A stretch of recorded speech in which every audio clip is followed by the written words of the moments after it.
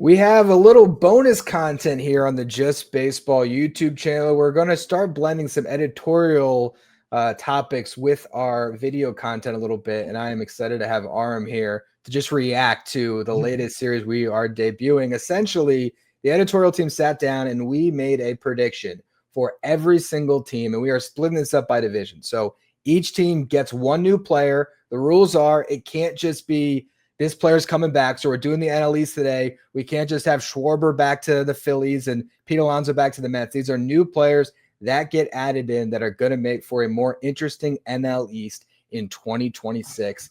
And we open up with the Philadelphia Phillies because we went by order of where they finished last year. And here's what you're going to like. For the Phillies, our prediction, they steal Pete Alonso from the New York Mets. That's right. Me with my Mets flag behind me and everything. I'm talking to a mic about Pete Alonso as a Philly. This is why it was a prediction for the editorial team, because Eric came up with this one. I liked Byron Buxton as the prediction, but the more I started to think about Pete Alonso, it's like, you know what? There is some legs to this. Arm, can I make a case why Pete Alonso is a better fit for the Phillies than Kyle Schwarber? I would love to hear that, yes. So here's where I'm at with it. Pete Alonso is a couple years younger, but also it's getting the most out of Bryce Harper. If you have Pete Alonso, now Bryce Harper doesn't have to play 150 games at first base. Those two guys can split first base and DH. Come October, you're going to want Harper at first, not Pete, but it allows you to get through the season, and you have a right-handed bat to protect Bryce Harper instead of another lefty in Schwarber. I know Schwarber is good left on left, but when you stack up that lineup, now it protects teams a little bit from going to that lefty reliever to face Harper because they got Pete Alonso standing on deck and they have to worry about that a little bit. Pete just had the best season of his career by the batted ball data.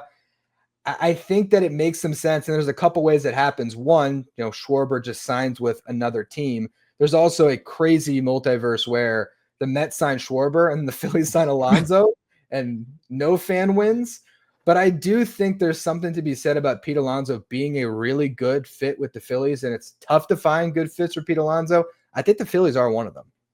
It's funny when you talk about the first base component. I think that makes a lot of sense. I also just wonder, could Schwarber start to play a little bit of first base again at this stage? Might be difficult. It's not like Pete Alonso is the best defender in the world over there either, but at least he has a few years of you're hoping to just be able to be serviceable enough there.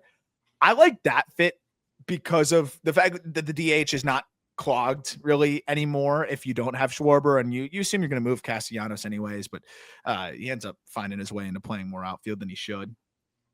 It would be a fun fit. It would be really unique, and I think when you think about the AAV perspective, it probably wouldn't be that different, right? It's just more money on the back end, and I think for the Phillies, my question is just how many long-term financial commitments do they want to make? But at the same time, how much wiggle room do they have for the next couple years at higher AAV anyways, where they could probably go longer term, backload it with Alonso and get through the next 4 or 5 years, maybe without the most expensive contract. It does seem, just from reading tea leaves, and we never know, but it sort of seems like Schwarber has a healthier market right now, maybe because it is a 4-year deal where maybe Pete's still seeking the 6 or 7-year deal. But at the same time, I don't think Pete Alonso gets that super long-term deal. So if Pete lands on a 5-year and Schwarber lands on a 4-year and Schwarber's a couple years older, you can make a case that Pete Alonso very well could age better than Schwarber just because he's a little bit younger. And as someone that has literally watched every single inning of Pete Alonso at first base, the defensive metrics will tell you that he's terrible.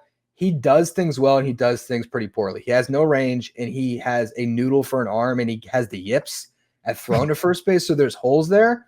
But the one thing that he does well, he is great around the bag, really good footwork, really good at making picks. So he's going to make your other infielders better, even though the metrics are going to say that he's awful. So do I think that they would want to start Pete Alonso at first base during a playoff game? No. But could they do a 50-50 split throughout the season? You're not really noticing that drop off defensively that much between Harper and Alonso, and it maybe gets a little bit more juice out of Harper. I agree with that. And that's got to be a priority, right? I mean, that's like the conversation that Dombrowski was having, right? Do we have elite Bryce Harper seasons left? And I think there can be, but I think clearly the body is slowing down a little bit. And yeah, keeping him out of even just playing first base a couple times a week or even more during the regular season, I think is great. But also, you're getting more out of Pete Alonso if he's not playing first base every single day too. Because as you mentioned, I think he has good components to him, but over 160, the bad's probably going to outweigh the good. So having that duo there, I think does make a lot of sense. And I mean, you think about the power, you're replacing that pretty easily. He's not going to hit maybe 56, push towards 60, but it's going to hit a lot of homers. I think you're going to get a little bit more contact, which is fun. And a right-handed power bat in this lineup that, to your point, like there really hasn't been. You have some good right-handed hitters, but not really a right-handed masher. Yeah, the best you've had is, Castellanos. I was curious to look at the expected home runs by park. Pete Alonso, it's pretty nuts. You put him in Citizens Bank the last 3 years, 46 home runs, 47 home runs, 47 home runs, which is pretty much the production that Schwarber has given the Phillies. He's averaged 46 homers over the life of that 4-year deal that he just finished out. So I think you're also probably going to get some more homers for Pete. Granted, when he hits him anyway. But he might, just I can see those inside out Pete swings where he's like driving one the other way and it just gets out a few rows, deep over in the right field there in Philly. And he would squeeze out more homers for sure. See, I hate this because here I am advocating for Pete Alonso to get signed by the Phillies, but it just makes a lot of sense for Philly. Obviously, there's the leadership component of bringing Schwarber back, and that's still the more likely outcome. But again, we're projecting new players to go to different teams. And I think this is a fun one where the Phillies could get a lot better. And also the way I actually led off the section on the story about it, the last time the Phillies did this, it worked out. They poached Zach Wheeler from the Mets, and Zach Wheeler turned in his best years as a Philly. You never know. Like Pete Alonso, if he's not with the Phillies, could turn in his best years as a Philly. That would break the baseball internet, I think, for a little bit, but it would be really fun. It would be a fun one for sure. Moving down to the next team that we have, second place in this division last year was the New York Mets, but a very rough finish. And a big reason was they did not have an ace. So now they get one in Freddie Peralta. Ken Rosenthal, The Athletic, reporting recently that all of a sudden the door has been cracked to trade Freddie Peralta because the interest is so immense right now in acquiring him. And what I said on my show, Locked On Mets, today, if the door is cracked, David Stern should break through that door and get a deal done because Freddie Peralta is the perfect fit for the New York Mets. And I'm not even just thinking about it as a rental. To me, this is you trade or you sign Freddie, or you trade for Freddie Peralta and you immediately extend him because he's only making $8 million this upcoming season. You have the leverage right now to get an extension done. And you look at what Dylan Cease just got. These guys are the same age. So if Freddie Peralta was a free agent, he was getting at least $210 million. I think if you put $150 million in front of Freddie Peralta right now, and he has to think about, do I make $8 million this upcoming season and run the risk of getting hurt? Or do I take $150 million and the Mets can say, that $8 million you're going to make, well, here's a signing bonus of $8 million. I think they can lock in an ace at a rate that David Stern is going to feel comfortable with. And we know he's a little bit hesitant to pay a pitcher long-term. I think maybe he'd want to pay the pitcher that he gave $15.5 million to in 2020 with a couple of club options that turned into a brilliant deal. He can now take the final part of that contract he signed years ago and turn it into his ace for a long time. I love that. And I think, it is always hard to get like the verbal, like, would you extend with us if we acquire you kind of thing. But if anyone could, it would be someone that already has that previous relationship with not only Peralta, but his camp, right? And hey, yeah, we may have fleeced you guys before. We'll take care of you on the back end here. I think there may be a point of Peralta's like contention. Maybe, well, I feel like I was pitching for under my market value. I want to make sure I maximize my market value. But that's where the Mets, and I think this is where Cohen can come in and say, like, look, if you're pitching great, we'll pay whatever it costs. So like incentives, right? Yeah, I look at Julio Rodriguez's deal, and I know it's very different because it's very early pre-arb. But escalate the hell out of it. Like if he's top 5 in Cy Young voting every single year that he is, like $5 million, $10 million in incentives, and you're fine paying that. So then Freddie doesn't feel like he's leaving something on the table. So if it's 150 base, but it could get up to 200 because he's finishing in the Cy Young race, top 5 every single year, that could be a really fun way to do it. And I think there could be the structure there between willing owner and connection with previous general manager, president of baseball operations that could make that work. And we've seen the willingness, like here's Devin, see if it works again here with a former Brewer. I love it. But my question to you is, it's 1 year. Let's, for the sake of argument, let's say that there's a understanding that Peralta is very willing to negotiate an extension. You're giving up Jonah Tong? So I have 3 different trade scenarios for you that make sense to me where this can get done.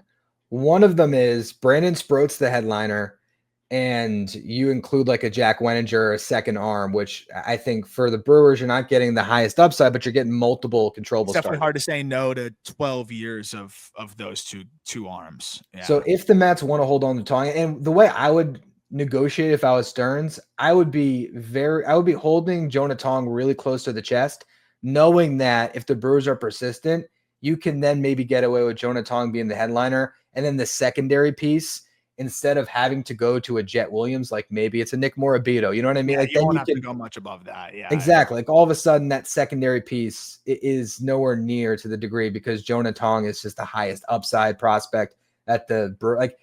Can you think of a better prospect that the Brewers could expect to get in a Freddie Peralta trade than Jonah Tong? No. People forget because of how he finished the season. This was the most dominant pitcher in minor league baseball this year. He wasn't big league ready. It was a team that was in desperate mode, and now we're jaded about he's one dimensional. No, he wasn't ready. And even with him not being ready, like 2 of his starts weren't even like he had a couple starts that weren't even that bad, just based on the fastball and having the ability to find it on a given start. But again, you put him in AAA for a month or 2, and there's so much upside there. So Jonah Tong, I think, is the best prospect that they can get. There's the Brandon Sproat component. The third type of trade is super interesting. So how about this one? You trade Brandon Sproat. You also send Kodai Senga back plus $14 million. So if I'm the Brewers, I get the upside in Senga. It's the way I broke it down on my show was you send $10 million for the upcoming season. So now for the Brewers, they get Sproat, but they also get Kodai Senga at $4 million for 2026. And from the Mets perspective, would you not pay Freddie Peralta $22 million for this upcoming season in a heartbeat? So they can kind of leverage the fact that they kind of want to get out of Senga anyway. But there's still upside if you make the money work for a team like the Brewers, where all of a sudden, worst case for the Brewers, it doesn't work out, and they have Senga on a 1-year, 10-year in 2027 that they could probably flip anyway.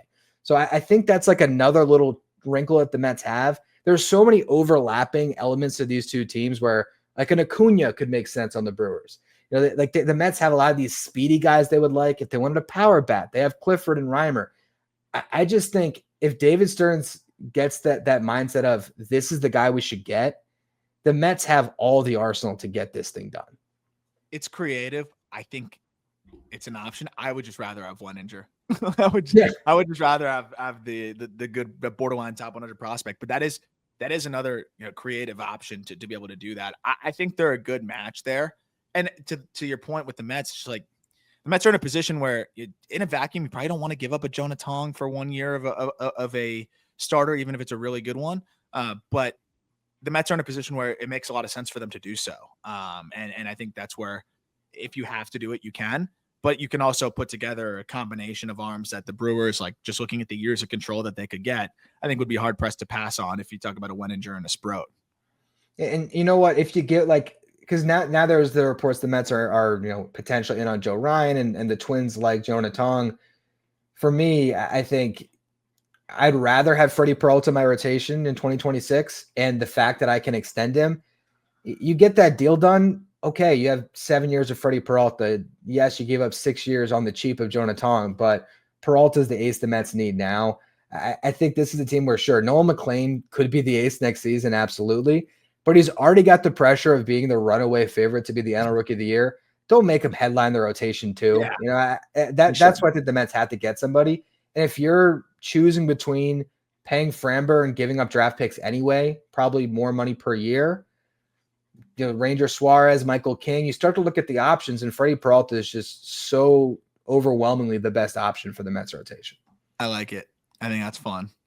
All right, so that was the Mets. Now, third place in the NL East in 2025 was your Miami Marlins.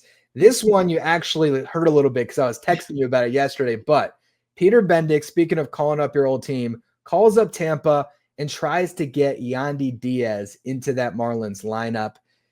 The Rays have had him kind of on the block for a couple years now. We could talk about prospects, but first, just the fit of Yandi in that Marlins lineup. I mean, that's a great yard for him to spread doubles all over the place. The line drives everywhere. And that's a bat that can take a team that is trying to compete next season and just gives them a component that they do not have right now. They want an established veteran bat, and those are not easy to get. They usually are going to cost you a lot of money, but between or prospect capital. And I think Yandi's in a unique spot where he's valuable, but I think he's acquirable as well. And I think for the Marlins, it makes sense up to a point, right? Like I think the Marlins are still always going to look at the big picture, and like these smaller market teams always are. They're never going to like trade too much of the future for the present.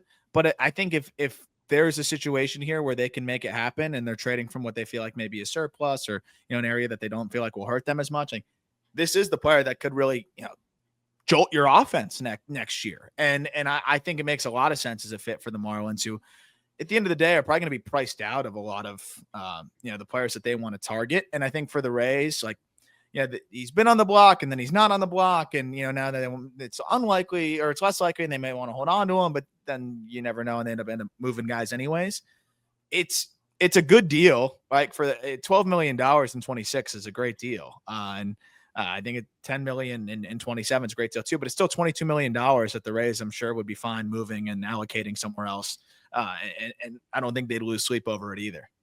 And the Marlins side of the money, it's such an affordable deal because not only is it the $12 million this upcoming season, it's a $10 million club option, and it's a club option. There's no buyout attached to it. Now, I think it does vest if he gets to 500 plate appearances. I'm not sure if that it vests to 13 million. I don't know if that means that the contract just vests at 13 million or if it means that just the option number ticks up to 13 million. But regardless, I mean, if Yandi Diaz was a free agent, you're going to be paying that anyway. And the problem with the Marlins is, like you say, well, don't trade prospects, just get O'Hearn. Ryan O'Hearn's going to have enough interest where he's probably not going to want to sign with the Marlins. So that's where you can make a trade to get the bat because it's an easier way to get the player for Miami. Without a doubt. And I think for the Rays, like, I don't know exactly what their plan is, but they do have plenty of options internally. And it's tough because I think Yandi has been such a staple for them and he's such a good player. Maybe new ownership doesn't want to do it that way, but they still seem to be operating still somewhat similarly. So I am interested to see how they navigate that side of things. But for the Marlins, they need to take on more money anyways, and this is good money to take on. And for the Rays, if they move Yandi and they move Lau, maybe they can be a little bit bigger players in the free agent market for somebody else if they wanted to. But I still am afraid that the Rays, and not afraid. I think it's good for the Rays to hold on to their guys, but I think the Rays may end up still just holding on to Yandi. But nothing would surprise me anymore. And I love the fit for the Marlins. I think he would instantly jolt their lineup. I mean, he hits the living crap out of the ball, and he's been as consistent of a hitter as we've had. I think in Major League Baseball, you look at it's like a 120 plus WRC plus like every single year for the last 5-6 years. And career 131, and you just look at the peripherals, like he just continues to mash the baseball. He does. And also, I just think he's more impactful to me on the Marlins than he is on the Rays, just because the Marlins have first base open. The Rays, they got Aranda there now. It's like they're DHing Yandi anyway. Not that Yandi is a great defensive first baseman, but it's just the Marlins, I think, need him more. And I think the Rays should be in a position where, I don't know, if it was my team, I wouldn't want to have Brandon Lau at second base anymore. So if you trade Yandi, now you can just DH Lau if you don't find a trade for him. Exactly. I feel like one of those guys, Lau was a gaping hole defensively. And so he should probably be DHing, and he gets hurt all the time. So that should be a guy that you're maybe funneling into the DH role anyways. And I think it's a different hitter, but now maybe Lau, if he's off his feet, you're getting a little more out of him offensively, and he could hit you 40 bombs that Yandi's not going to hit you. Obviously, different hitters, but to me, it makes a lot of sense that he gets moved. It makes sense that he goes to the Marlins. When it comes to prospects, I know we were talking about Liam Hicks because I was just saying the Rays have no catching, and then you let me know, which I did not remember or realize that he was a Ray. Yeah.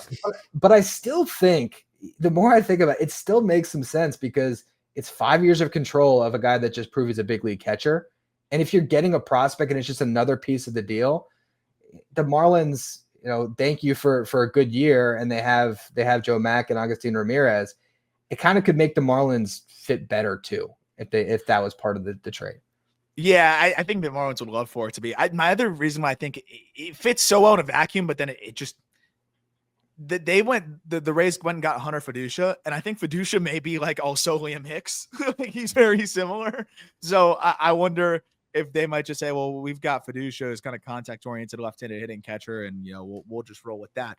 But what I do know is like the Rays love their high EV prospects, even if they're volatile, and they're willing to whiff on those guys. We're talking about that. So like, I don't know, Kemp Alderman may be a little bit too pricey and the Marlins may not want to part with him, but I know the Rays would love to add a Kemp Alderman. And if it's Kemp for Yandi, like I know Marlins fans may be like, I don't know. There's a good chance that 2 years of Yandi may be more valuable than Kemp's entire career from a WAR perspective. There's a good chance it won't be too, but I think it's worth considering. Also, you could look at piecing together some arms or some lower level prospects that the Rays just may like. I mean, the Marlins and Rays have made plenty of trades through the years. It would be interesting, do the Marlins maybe move off of like Griffin Conine and his EVs? Would that be interesting to the Rays? Betting on the power upside, attach a prospect in there and the control. Like the Rays do seem to like some of those older outfielders who figured it out. Like they gave Cam Meisner plenty of runway. They gave Jake Mangum plenty of runway, both former Marlins prospects as well. Like it is interesting. So I think there's something there that they could figure out, whether it's the lower level talent that the Marlins have pitching wise, or, the upper minors guys that could potentially contribute sooner rather than later. Yeah, it makes a lot of sense for both teams. So that was our prediction on the Marlins. Let's move over to the fourth place team in the NL East, the Atlanta Braves. And the prediction that we made there is that they replace Max Fried a year late and they sign Ranger Suarez. When I was going through this article, I found something that was pretty interesting. Ranger Suarez last year, 157 and a third innings pitched. You might say, well, that's not the biggest innings eater. The Braves did not have a single qualified starter last season. That is how much their rotation was decimated by injuries. I think Ranger Suarez would be a breath of fresh air for the Braves. You have a guy that can pitch in a postseason game, that you can, for stretches, he'll look like an ace for stretches. He might get cold, but it's as high end of a number 3 starter in baseball and probably can be a number 2 on a lot of teams. For the Braves, everything breaks right. He's starting game 4 of a playoff series behind, Sale, Schwellenbach, Strider. It makes, and also I think adding the second lefty kind of hedges a little bit. I love the lefty. I think bringing in another lefty is huge outside of Sale, because I like the righties. Like I love what Waldrop did last year and the improvements that he made. I think Strider is going to be better as he gets a year removed from the second TJ, and Schwellenbach, if he's healthy, is a monster. But just having that lefty that can just get outs, get ground balls, be effective, I think it fits really well. And to your point, like the innings eater, right? Schwellenbach has had a freak elbow issue and had some other injuries. Strider's off with 2 TJs. Lopez is coming off of injury. Chris Sale's 37. They need somebody consistent that can just eat innings, and he completely fits about. I mean, look at all those names. Like it's crazy. I love that fit, but it's so funny.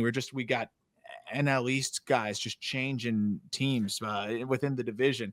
But like the Braves, they picked their spots to spend, and I think this could be a spot where they see it as a worthwhile investment.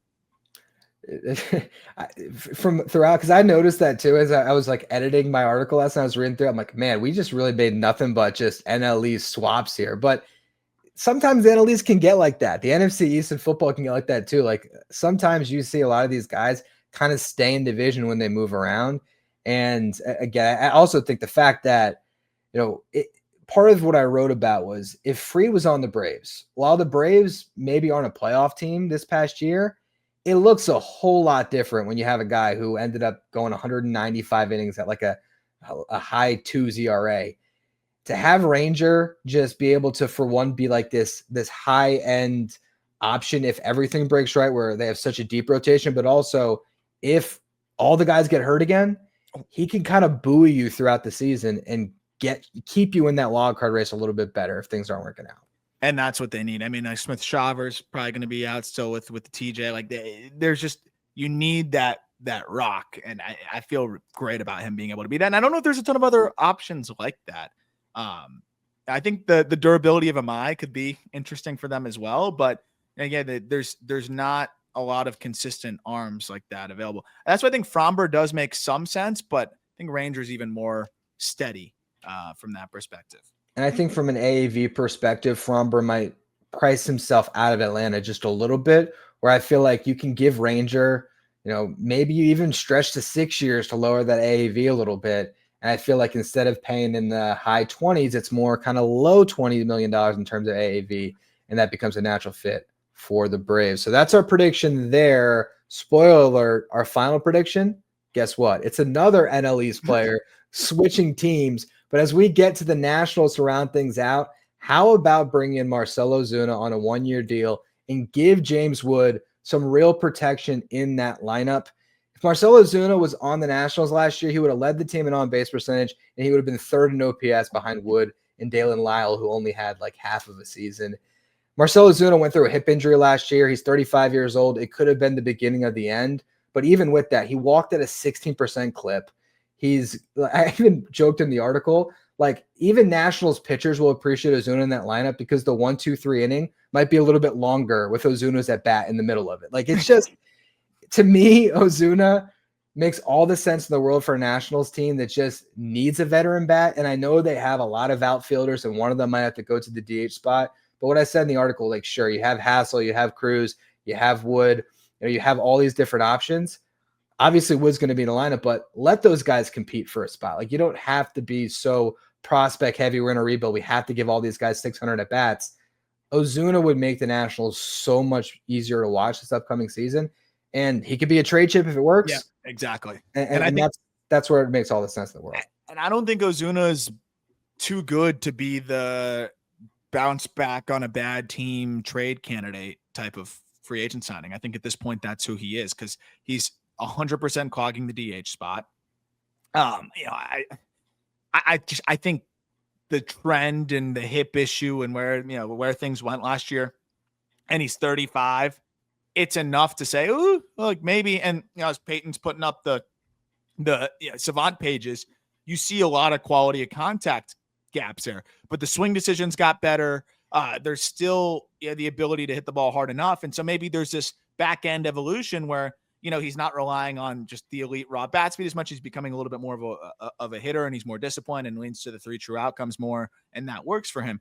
It's worth a shot if you're the Nationals. And I think if you're Marcell, like the goal is just to go somewhere where you can play every day. And there's probably not that many options for him because there's not a lot of teams that are good that are going to want to fully clog their DH spot with a bounce back guy who may not bounce back. So I think for him, it makes a lot of sense because then at that point you get traded to a contender. So I think that I was looking at like the Pirates as well, but I think the Pirates should honestly aim a little bit higher if they're going to spend more money. The Nationals, doesn't make sense to spend a ton of money. So this is the kind of the perfect fit for them. And if his goal is just hit my way out of DC.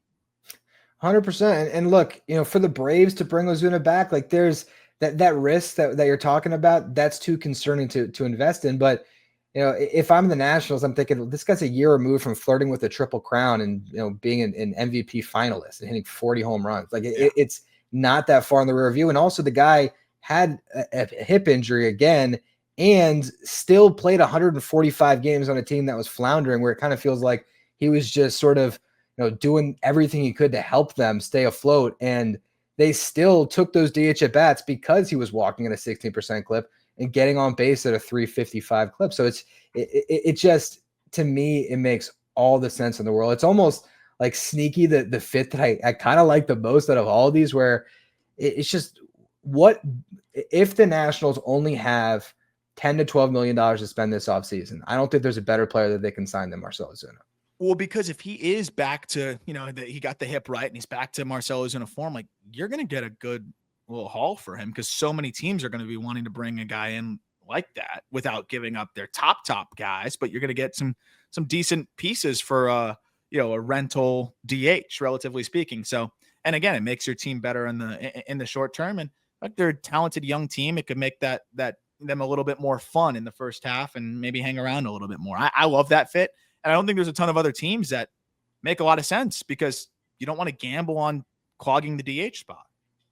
It makes a lot of sense. And so I hope everyone enjoyed this little bonus piece of content. And I do encourage everyone to read the articles that are coming out, not just mine, but you'll see over the next week here, we're going to have an article for every single division predicting the best player each team in each division can add for the 2026 season. Should be a fun series. So hopefully we can keep on taking tabs of it throughout the next couple of weeks here.